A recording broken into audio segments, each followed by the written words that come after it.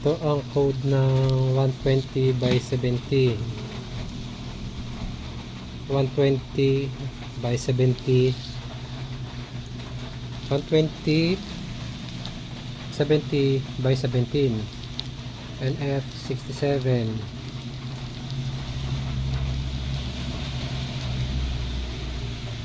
Wala po ano yan. Yan ang IRC. Stock ng Sniper 155R. Ang code niya ay 97112 17806.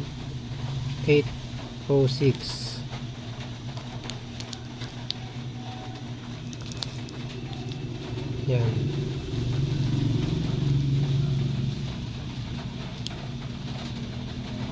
March 6. Hindi ko alam po ano yan.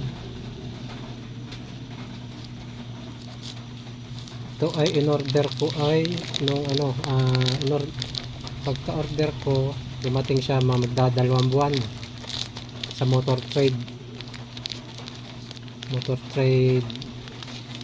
Yamaha Motor Trade. Paano ba ito buksan? Ito ay nagkakalaga ng kulang 5,000 basta 1,000. Ayan. Buksan natin. Kagandahan nito, ilang beses na ako napako nito eh. Yung pako niya gumanon lang oh. Hindi siya dumiretso dun. Gumanon lang siya oh. Kaya sabi ko okay na itong stock kahit medyo mahal-mahalin. At least 3 beses na akong napako. Hindi lumusot yung ano niya dun sa loob. Kaya goods na to. Di bali mahal-mahalin. Paano kaya ito buksan? Yun. Gumanod, wala tayo cameraman. Ano ba yung nangyari? Ano? Kaya na magtunog. Yo, loko. Ito na siya mga idol. Ganda oh, kapal oh. Bali ito yata yung nasa gitna na yun yung ano.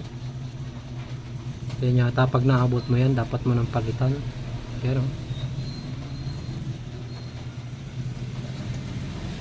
kasi malambot na yan pagka inano mo dito, pagka kinapa mo dito parang ayan ah, parang nababali na siya dun. Kaya kailangan pagka manipis na yun, pagka yung naabot na yung ano dyan, yun oh, yung garagatla na yun, palitan nyo na kasi pag natusok yan ng ano, kahit stapler, singaw na yan. Eto dito kahit matusok ng stapler, hindi yan naabot dun. Kapal eh oh. Kapit na kapit sa sahig oh. Hindi umusog oh. Sa experience ko lang sa kanya, hindi pa ako ano, talagang maganda to sa ano, sa hindi siya dumudulas.